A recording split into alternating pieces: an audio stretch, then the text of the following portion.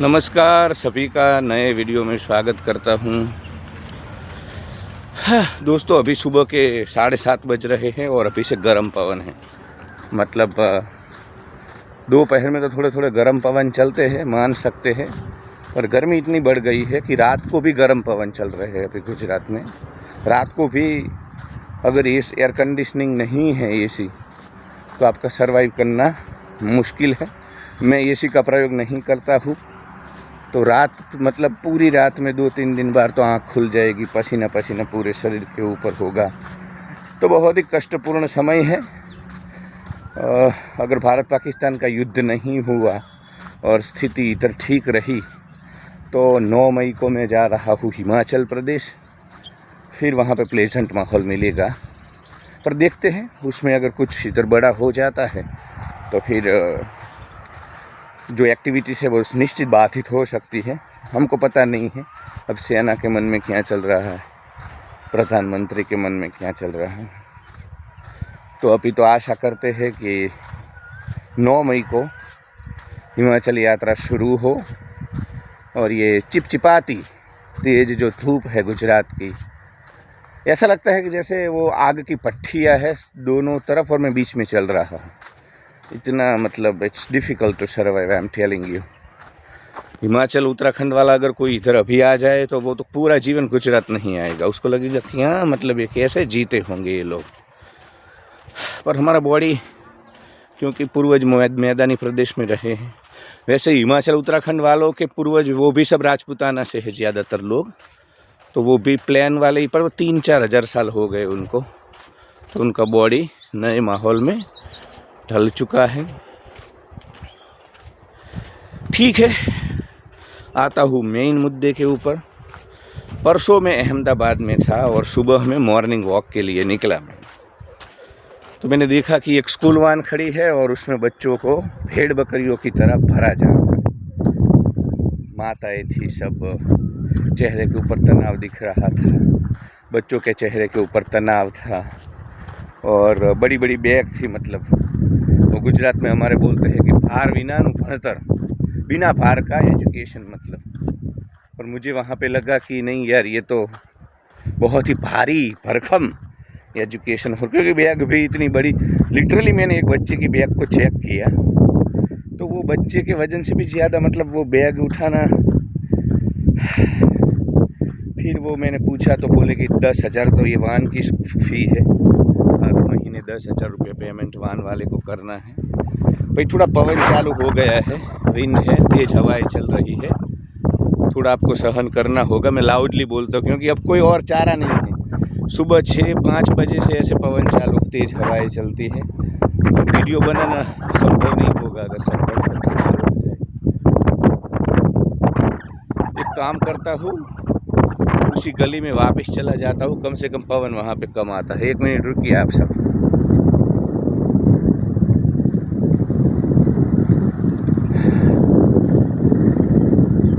Oh my God,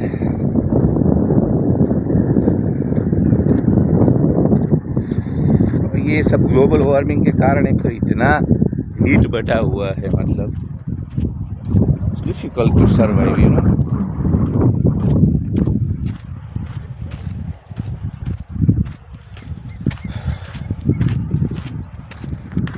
तो आ चुका हूँ फिर से मैं थोड़े इधर, ये झाड़ियाँ है उसके कारण पवन जो है वो रुक जाता है। एटलीस्ट मेरा जो वॉइस है वो आप सुन सकोगे। तो मैंने वो बच्चों को देखा, वो स्कूल फीस के बारे में जाना, इधर बैठ सकता हूँ, वो स्कूल फीस के बारे में मैंने जाना और फिर मेरे को पता चला, ये तो लोअर मिडिल क्लास की मैं बात कर रहा हूँ। अहमदाबाद का जो लोअर मिडिल क्लास है, जो महीने के महीने काम करता है, उसका पेट पलता है, 2 वक्त की रोटियाँ मिलती है, छत मिलती है, और ये जो पूंजीवादी लोगों ने ट्रैप बना दी है, उसमें बेचारे वो ट्रैप को EMI के बिल्स पे करते हैं। तो वो मेरे को पता चला कि 50,000 तो सालाना फ़ी है स्कूल की। तो ये सब, इसके बाद मेरे को मैं मेडिटेशन में बैठा आधे घंटे के लिए, तब मुझे ख्याल आया कि यार मतलब मेरे से काफ़ी सारे लोग डिसएग्री करेंगे आज, मुझे पता है, क्योंकि नई सोच, अल्टरनेटिव सोच, आज़ाद सोच का कोई स्वीकार करने वाले नहीं हैं। झिंगुर मरकट कीड़े मकोड़े दम्पी पाखंडी जो भारतीय है ना, वो कभी भी वो उनकी जो सोच है उससे मेल खाती बातों का ही स्वीकार करते हैं। बाकी आप सामने वाले इंसान को गलत घोषित कर देंगे, उस विचारधारा को गलत घोषित कर देंगे। तो फिर मेरे को ध्यान में मैं बैठा था, तब मेरे को विचार आया कि यार हम गधे बनने के लिए, गुलाम बनने के लिए हम कितने मूर्ख हैं। हम अपने आप को स्मार्ट समझते हैं। ये सब पंथ संप्रदाय वाले जो चूना लगाते हैं, दुकान वाले स्पिरिचुअल स्टार्टअप चलाते हैं, हम महान हैं, हजारों योनियों के बाद ये योनि मिलती है, मनुष्य जन्म मिलता है। उन झिंगुर मरकट कीड़ों मकोड़ों को मैं बोलना चाहूँगा कि कोई तुम महान नहीं हो पे। जैसे इधर अन्य पशु पक्षी है, अन्य जीव है, वैसे ही तुम हो। ये तुमने दंभ पाखंड रच दिया है सब महानता वाला, गलत गलत। तो मेरे को लगा कि यार हम गधे बनने के लिए, गुलामी करने के लिए, क्योंकि जॉब तो गुलामी है ना, और 2025 में इतना अनएम्प्लॉयमेंट है, इतना शोषण है सबको। तो गवर्नमेंट जॉब में भी अब तो एक्सप्लॉयटेशन है। तो जॉब जो वर्किंग है, मतलब जॉब करना ही इस दुनिया की सबसे बड़ी सज़ा है। जेल में, मैं तो बोलता हूँ जेल में और सलाखों के पीछे वो लोग नहीं हैं जो, वो तो फिर भी उनको तो 2 वक्त की रोटियाँ सरकार देती है जेल में मुफ्त में। इधर तो तुम्हें रोटी ब्रेड एंड बटर के लिए 9 से 5 नहीं, 9 से 9, 9 से 5 वाली जो व्याख्या है ना, डेफिनेशन, उसको बदल दो। 9 से 9 तक तुम्हें काम करना होता है।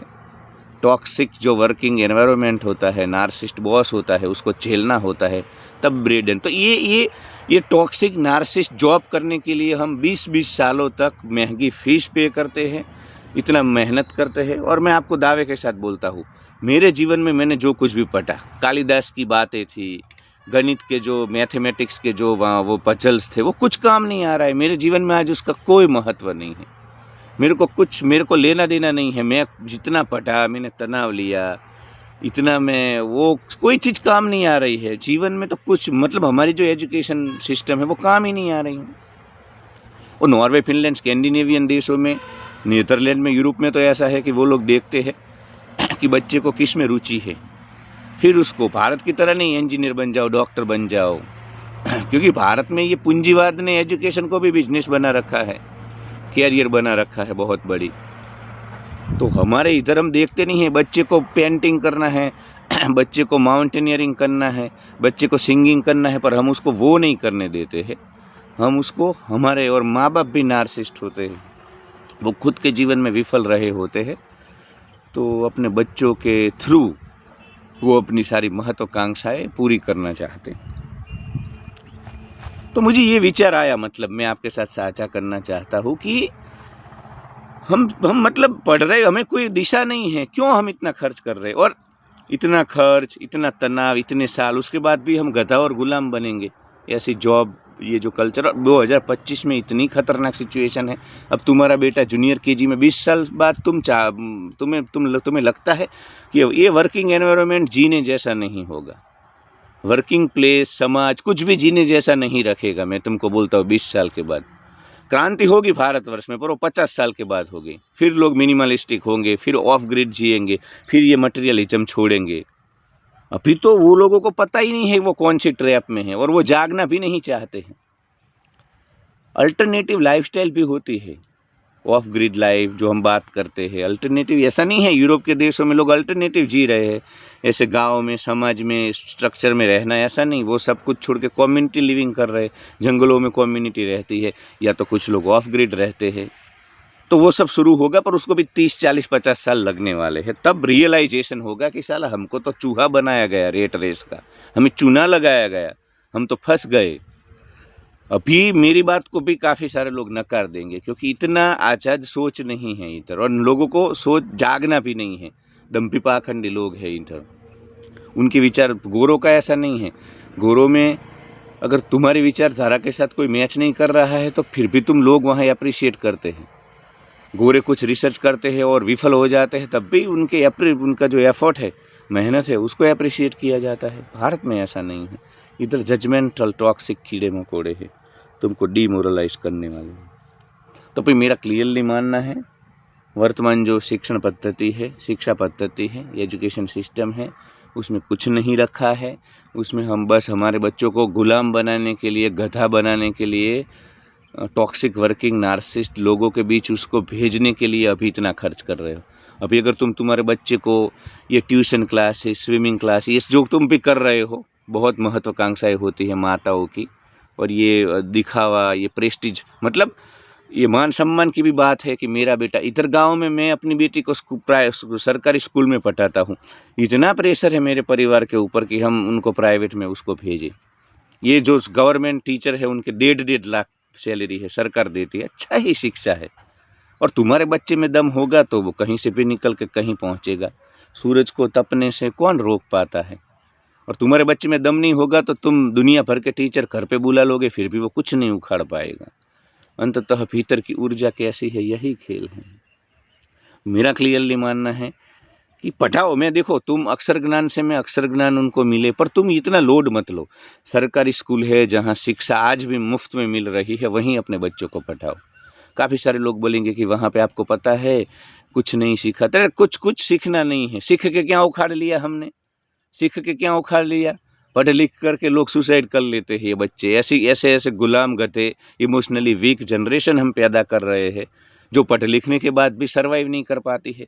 तो क्या उखाड़ लेंगे ये प्राइवेट? ये तुम्हारा भ्रम है, तुम्हारा इल्यूशन है कि प्राइवेट स्कूल में इतना खर्चा करके हम इन लोगों को ग्लैडिएटर जैसा महान सेनापति बना देंगे, नेपोलियन बोनापार्ट बना देंगे। कुछ नहीं। झिंगूर मरकट कुरकुरे जनरेशन का कीड़ा मकोड़ा बना रहे हो तुम अपने बच्चों को। तो छोड़ो ये दंभ पाखंड दिखावा। मुफ्त में मैंने LLB की, तब तक सबसे ज़्यादा जो स्कूल फ़ी मैंने पे की, मतलब मेरी जो फ़ी है वो मैंने पे की 1800 रुपये, 2000 रुपये भी नहीं। और मेरा स्कूलिंग फ्री था, हाई स्कूलिंग फ्री था, कॉलेज में 700 रुपया फ़ीस थी। फिर भी रेट रेस छोड़नी पड़ी, फिर भी सब कुछ छोड़ के, क्योंकि जीवन बचा ही नहीं है। इन सारी व्यवस्थाओं में जीवन बचा ही नहीं है दोस्तों। कोयल बोल रही है, भले इतनी गर्मी है पर ये सुकून देते हैं, मधुर संगीत दे रही है। पता नहीं इधर ही कहीं है, पर मेरे को देखेगी तो उठ जाएगी। तो ये है जीवन की धन्यता, ये है जीवन की सफलता, जब प्रकृति के बीच होते हैं ये पशु पक्षी। हम जीवन को चुक गए हैं। हम कभी सूर्योदय नहीं देख रहे हैं, हम कभी सूर्यास्त नहीं देख रहे हैं। हमारा ऑब्जर्वेशन कुछ, हम देखते नहीं हमारे आसपास कितने पशु पक्षी। अगर तुम ये ध्यान से देखो तब भी तुम जान जाओगे कि साले हम गलत दिशा में हैं, हम गलत स्पर्धा में हैं, गलत होड़ में लग चुके हैं। मानवता ऐसे थक जाएगी। तो झिंगुरो मरकटो कीड़ो मकोड़ो, मुझे गाली देनी है तो दे लो ये वीडियो के बाद, क्योंकि तुम्हें प्राइवेट स्कूल में फ़ीस पे कर रहे हो। वहाँ पे तुम्हारे बच्चों को ये क्लासेस, ना वो क्लासेस, ना ज़ॉम्बी क्लासेस, ना फलाना ठिकाना लसण ने वो सब चल रहा है। इसलिए तुमको ये वीडियो पसंद तो नहीं आएगा, पर सत्य यही है। झिंगुरो मरकटो कीड़ो मकोड़ो, तुम तुम्हारे बेटों को अपनी महत्वाकांक्षाओं की, तुम जीवन में नहीं जो कर पाए वो करवा रहे हो, प्रेशर दे रहे हो, और कुछ मिलने वाला नहीं है। ये सब करने के बाद भी इतना खर्चा, इतना तनाव अभी तुम्हारे शोल्डर पे आ रहा है। और लोअर मिडिल क्लास तो सैंडविच है, सैंडविच। तो मत करो। अल्टरनेटिव एजुकेशन, होम स्कूलिंग करवा सकते हो, लोग होम स्कूलिंग करवा रहे हैं। ये मेरी बेटी गवर्नमेंट स्कूल है और उसके दोस्त वहाँ पे है, तो ठीक है जा रही है। उसके बाद होम स्कूलिंग ही होगा। हॉस्टल्स में यार लड़कियाँ लड़के सुरक्षित नहीं हैं।